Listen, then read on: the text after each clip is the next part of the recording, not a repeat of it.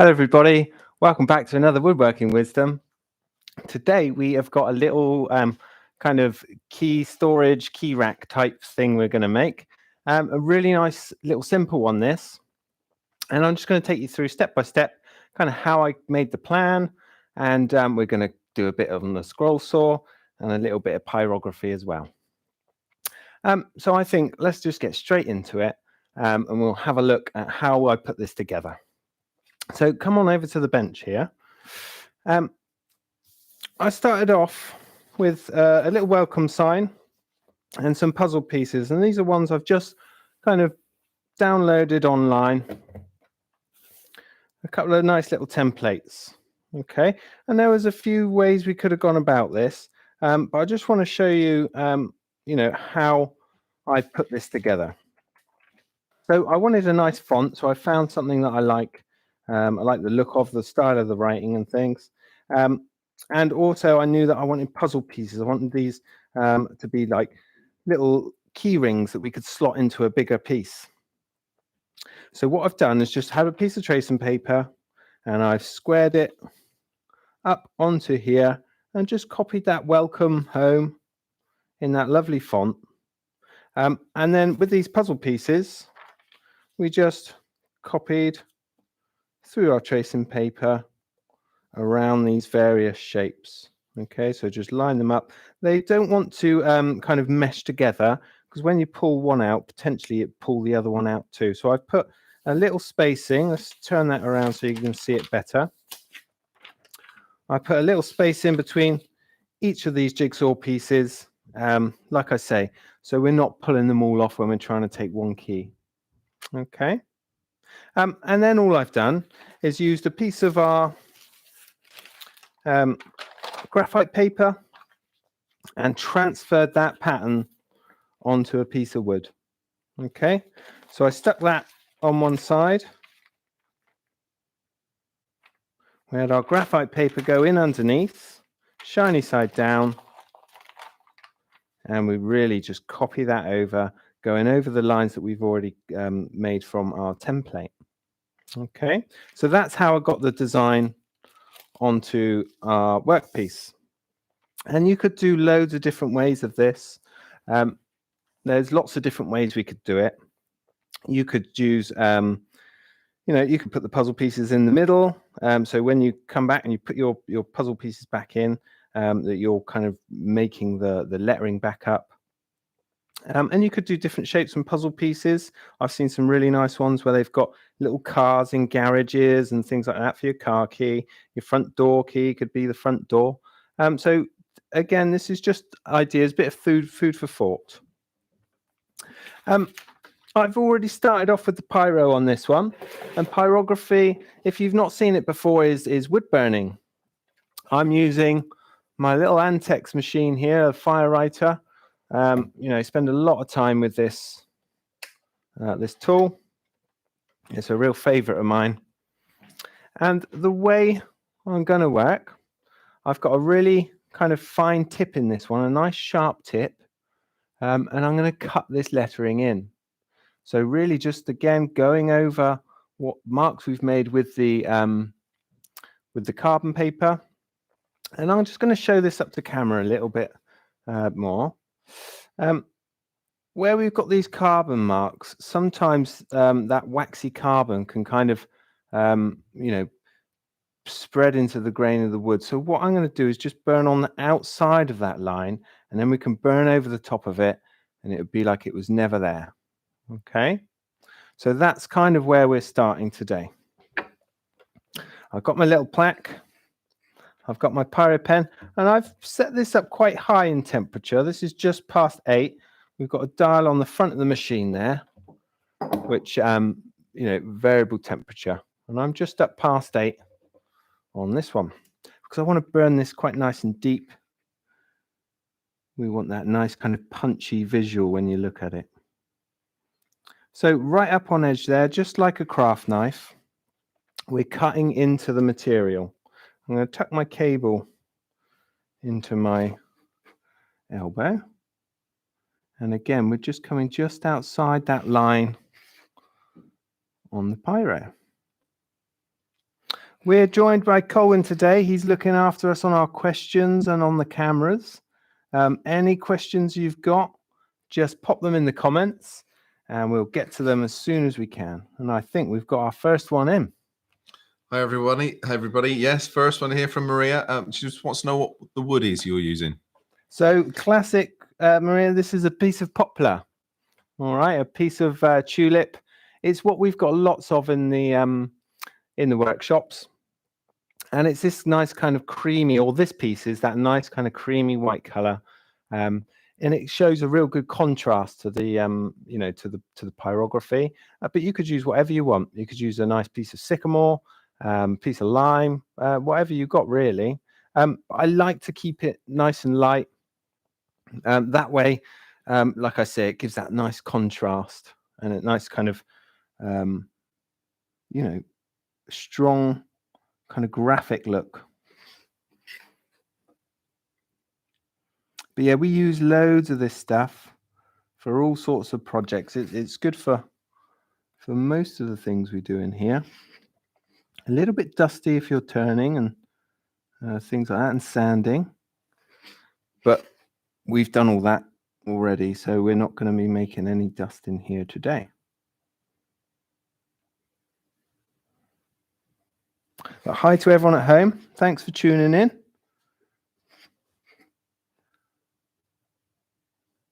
So like I say, I'm cutting this in. This is going down beneath the surface. It's not just burning on the surface. It's, really cutting down into the timber, at least, 1 or 2 mil. And I'm not using too much pressure. I don't want to bend the wire, but just enough to drive that little sharp tip down beneath the surface. Give us that nice clean burn. And that's why I'm using this sharp tip, because it gives a really clean line.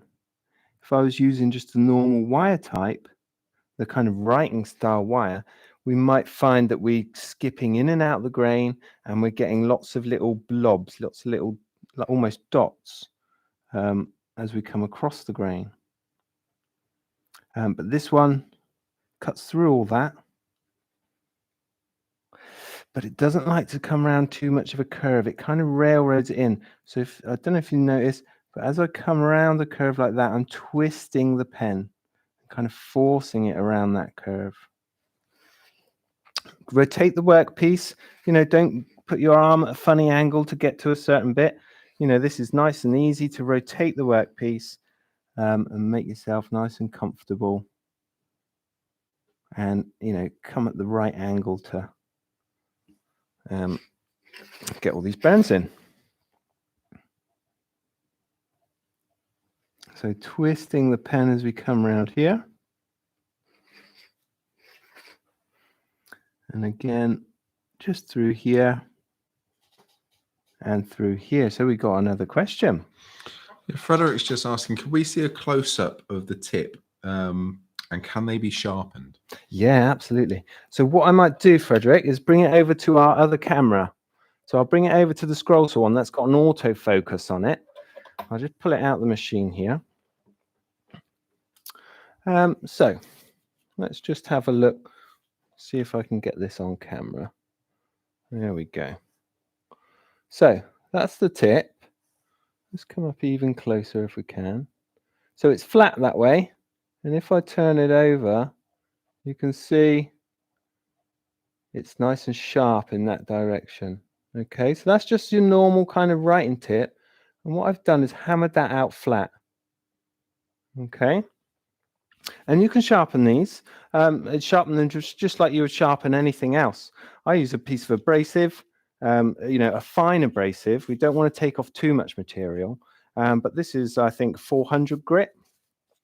And I also use that to clean off the carbon. If we get carbon buildup, sometimes when we're burning, it will kind of fuse to the tip, especially in those sappy woods like pine and cedar. That will fuse onto that tip. A little bit of abrasive or something like a wire brush, just to clean that off. That will give you your kind of best results with these sort of tips. All right, so keep them clean. But you can sharpen these. I sometimes pop them on the Tormek if I want to, do it quickly.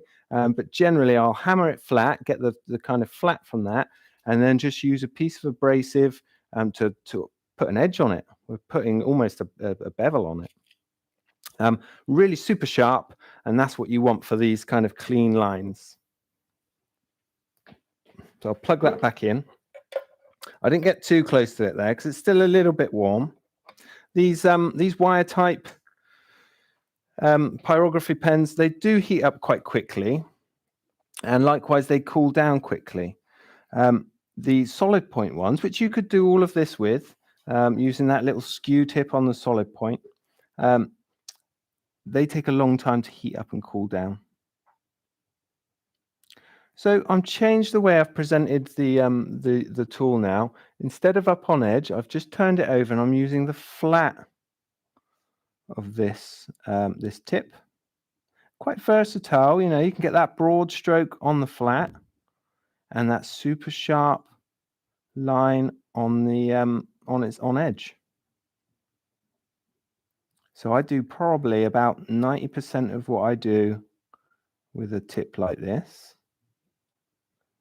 And then when we want these sort of soft little curls and kind of softer, fluffy lines that haven't got that kind of hard edge, I would swap over to a writing style tip. But on its flat like this is very much like a shader. And I'm just dragging it along, and I'm not going too fast. I'm allowing time for the timber to burn, to kind of carbonize under the heat. And just take your time with it. And these little lines that we're producing, it's making a really nice little texture on the letters.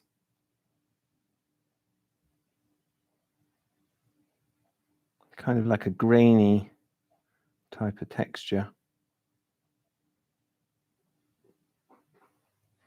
Okay, so we've got some more questions. Well, more comments really, and just while you're working away there. Yeah. This is from Maria again. She says, just a note from the turning session that we've done. Was it yesterday? No, the day before. She's taken the Allen key out of the SK100 to give a little bit more travel to the jaws. So just a bit of warning on that, everybody, if anybody's watching. This was a discussion that we had about more travel and why the jaws stop. That was a safety feature. Maria's taken that one out just so she gets a little bit more movement there, but just be aware there's nothing stopping those jaws from being fully wound out if you do that. So just keep nice and safe, Maria, but glad to see that that's worked for you. And then also to you, Ben, Maria is saying an upside down metal strainer. So the convex face of a metal tea strainer to clean. Yeah, I've seen that. That's a great tip, that one. Little tea strainer is almost like a really fine sieve. Again, nice thing to have close by, so you can just swipe the carbon off the tip of this one. But yeah, really useful. That I've always just used my brass brush or a piece of abrasive, but the abrasive sometimes you have to wait for this to cool down to clean that off. Otherwise we start melting the adhesive in that and it gives off a really horrible smell. So I'm usually with my brass brush, but yeah, the little tea strainer, I've not got one, but I think I'm gonna invest in one of them. I've seen it as well where these guys have like a brass brush strapped to the back of their hand, and they're working away and they're constantly cleaning the tip on like a little kind of elastic cord, if you will, like a watch, a brass watch. Okay, so we've done the pyro on that one. You can see nice and bold and kind of punchy, and we've got these little puzzle pieces that we've marked out earlier, and I'm just going to cut them on the scroll saw. Like I say, a really easy project, this one, and be great for kids. It'd be a good introduction to both pyrography and the scroll saw, and a nice easy peasy project. And hopefully we'll finish a little bit earlier today, so you're not having too much to do. So we're going to cut out these puzzle pieces. We're over on the scroll saw now. Just quickly checking tension. And we're going to cut out each of these 4 individual puzzle pieces. Now, I've come over some of the design, but it's not critical that we get these spot on. We can use our imaginations as we come across these lines. But I would do the pyro before cutting it. That way, when we slot those pieces back in, we've got that crossover, it will look nice and tidy. And when we're trying to burn across a piece, it's not loose and kind of rattling around. So on the scroll saw, I'm putting my goggles on, and you'll have to excuse the extractor. It's making a bit of noise, but we want that to work for our clearing the dust. So on with the scroll saw, just under halfway on my speed, and I'm just going to come around these puzzle pieces.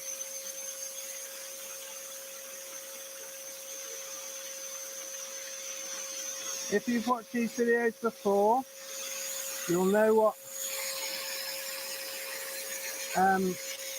blade I'm using here. This is my old faithful modified geometry number 5.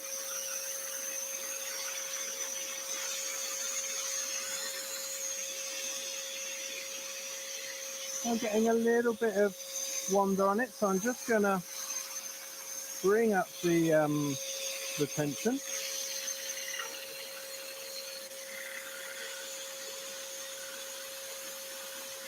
And just engage that little blower. Just going to check on screen, make sure we're not covering up what we're doing. Now on this has got a square edge. Usually I would come across and do a little loop-the-loop, but there's no waste material on this piece, so we're just going to quickly change direction and come back this way.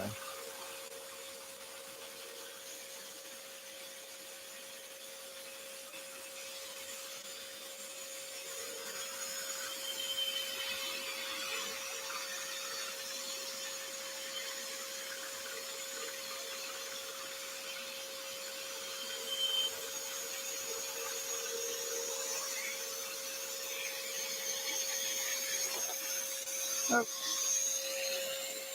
So blades just let go.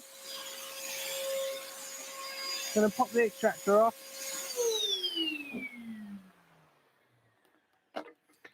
So we haven't snapped the blade, it's just let go of it. Oh no, it has snapped it. So sometimes when it lets go, I don't think I had that top clamp done up properly. So let's just get that out of there. I'll use my pair of pliers and a well-timed question. Here to save you again, Ben. So, just firstly, there's a question from Jim for myself about the grub screws. I'll be honest with you, Jim. I don't know off the top of my head, but if you email me that question in, I'll answer that directly. So just email in the usual email address. And Frederick, would it be a good idea to finish the work first, i.e. spray lacquer? Would you save time finishing the smaller bits later? Yeah, it's not a bad idea. But what's going to happen with these puzzle pieces are going to come out as an actual key ring. So we need to get the finish inside and all around those little bits. So I'm going to oil this one. But absolutely, you could finish that front face and then come back and finish the pieces separately. I'm just looking at this blade here. This is one of the modified geometry ones, so it's got those upwards facing teeth at the bottom. So I just need to make sure I orientate that the right way around in the blade clamps here. Maria guessed the blade that you were using before you even said about it, so she was on it. It's my old faithful. I love these blades as much as you can love a blade. This is a really nice, neat way of working. They are super fine. they got that upwards facing tooth, which cleans up the bottom as you're cutting. It's just a really good all-rounder. And I think what had happened then is I hadn't done this this top clamp up enough, and it was slowly letting go with the tension I'd put on the blade. It was slowly letting go. Remember we had that little wander at the beginning? I think that's where I turned the tension up, but actually the clamp slid up on the blade. So it was still kind of loose. And then, yeah, we once it let go at the top, it kind of jams in the workpiece and it snapped. So I'm going to come in from the other direction now. Rather than try and travel all the way back up through here, I'm going to come in this other direction and just join those cuts up. Extraction's going back on.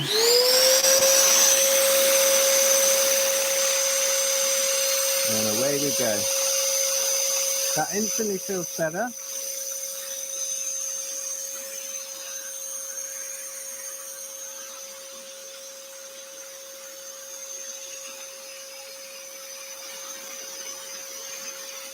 So this number 5 is, if I was cutting a puzzle, you know, like an actual puzzle, maybe like a little giraffe puzzle or something, I would actually drop down to a number 3 on these modified geometries. This is quite a thick workpiece.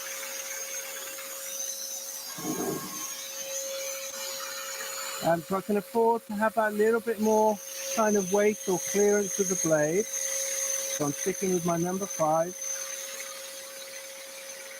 So if it was thinner material, perhaps drop down to a number 3. I'm not sure why I always work with 3 and 5. And instead of trying to pull that back through, I'm just going to remove it that way. We've got a little kind of nib here where the 2 cuts meet, but I'm just going to put a bit of abrasive across that and sand that off. Pop that to one side.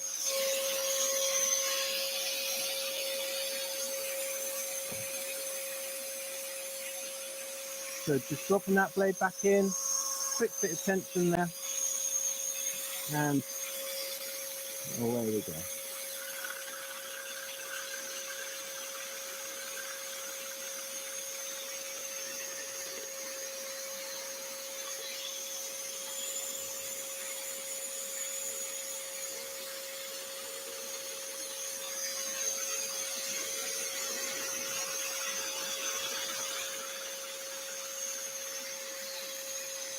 Gently feeding onto the blade while turning the project to get that nice kind of slow curve. And when we come to a corner like this, we want a quite quick move around the corner.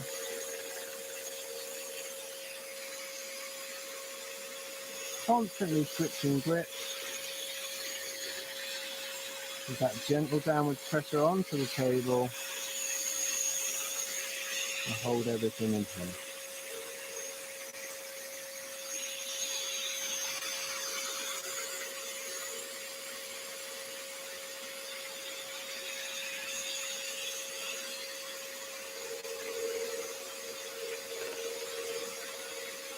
And again, we try and stick to the lines as much as we can. Yeah, but if we do drift off, don't beat yourself up about it. And just gently come back onto the line.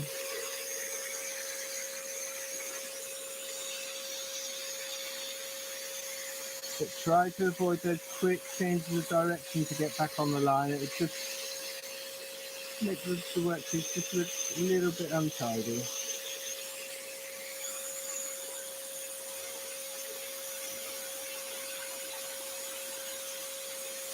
That's another piece.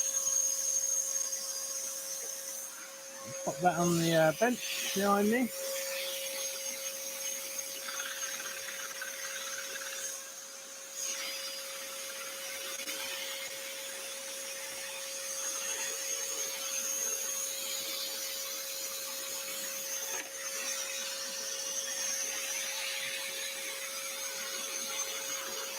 And there's lots of really cool designs online for these. I wanted to make my own one up, but definitely check out some of the examples on Google Images.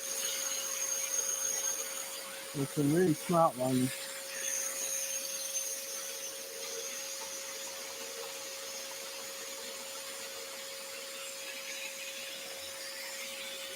But I haven't seen one like this.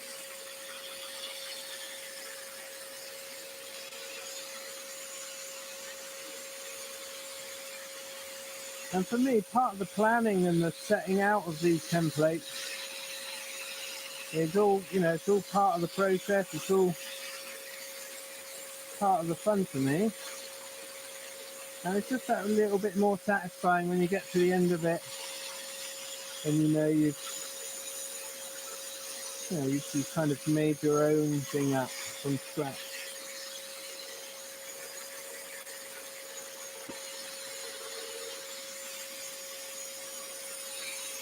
And like I say, you don't have to be a brilliant artist or anything, just printing off bits and bobs to transfer for the fancy writing and all that sort of stuff. I can't do this lovely writing freehand. Nice and slow onto the exit that cut. And one more piece. And then we can get to putting this all together.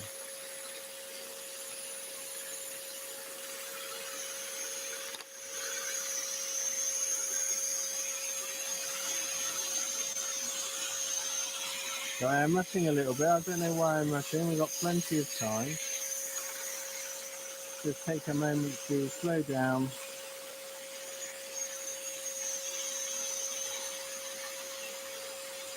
And get these cuts back on track.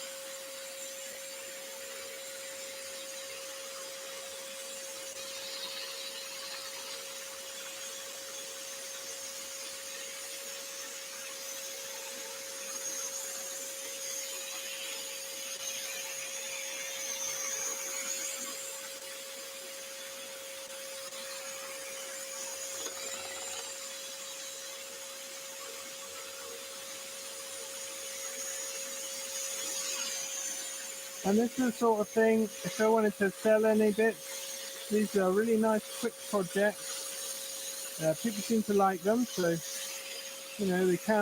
sellable and they don't take too much time. It's a really nice little project if you wanted to set up for a little stall.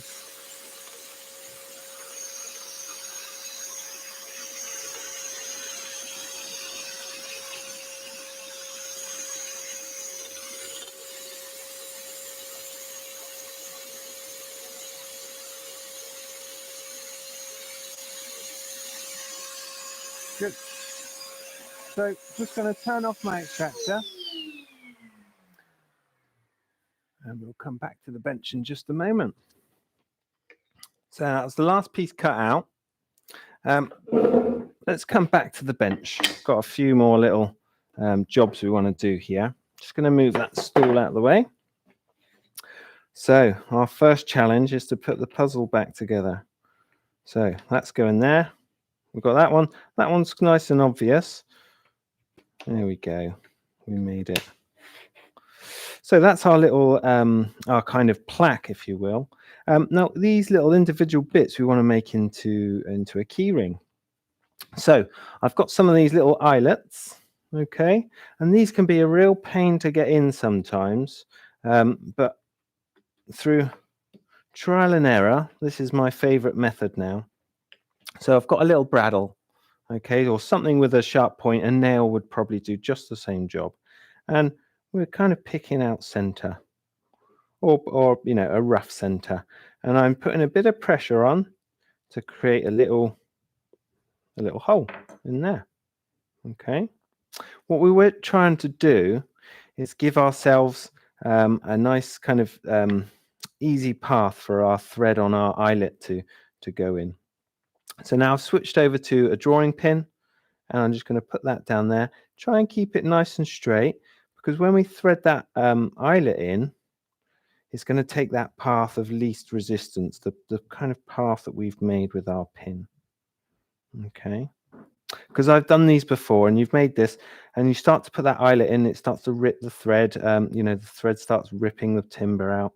But through making this little hole in the piece, this will go in nice and easy. It will seat lovely with that bradawl mark, and as it kind of threads in, it will pick up on that that pinhole and just make the whole job a lot easier. Finish that off with my pliers. Gets a little bit tough on the thumbs to screw that in, and that's pulling itself in now. It's picked up, it's cutting its own thread, and that's good. Okay, so we've got a little eyelet on our puzzle piece now. You can get all sorts of different key rings and things. Again, that's just a little split ring. You can pick these sort of things up online. You've probably already got them on your keys, to be honest. And then we've got a little key ring, part of our bunch of keys. And when you get home, you can slot it back on the wall, and you know, and you could personalize these individual pieces. You could put different people's names on, so when you know who's home when they put their keys back in. But a really nice kind of quick and easy project, this one. I've jumped a stage ahead there. We could usually put a bit of oil on this first. And there's also a little bit of tidy up to do. Where we've got this carbon from our carbon paper, I would just sand that away from the workpiece. We don't want that to kind of pick up and rub into the grain. So we need to just take that off first. And again, I wouldn't sand this whole thing. We've got our pyro on here now. We just want to take that, you know, that carbon off. All right, you can see it picking up on the grain there. So we just work at that until we've got rid of all that mucky bit. This little kind of edge, remember where our blade snapped and the two cuts met together? Again, I'm not going coarse with the abrasive. This is a 400, and I'm just smoothing it in. We want to take off as little material as possible, so we're not creating a gap when we put the piece in. Okay, and also rounding these edges over by sanding them gives it a nice kind of definition against that backboard. It'll look like a really nice thing. Okay, so that's it really. You know, we can add some more of these. Again, let's just quickly go over that, get a little recap. So in with the bradawl, nice and firm with that one. We've got our drawing pin to, you know, really make a little indent in there, give ourselves a path for that eyelet to pick up on. And then we can just oil this, and hopefully that pyrography is really going to kind of come alive when we put some oil on.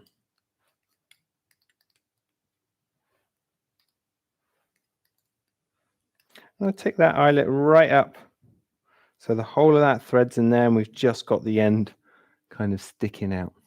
Okay. Okay, so we've got another question. Yeah, this is from Frederick. He's just wondering whether the oil would smudge the lettering in any way, but I guess, do you clean it off first? No, so the oil's not going to do anything to that pyrography. If you've got loose carbon, if you've really kind of gone to town with burning this, you can get a bit of loose carbon that you might kind of push around. But yeah, it's not going to smudge that now. That's burnt on.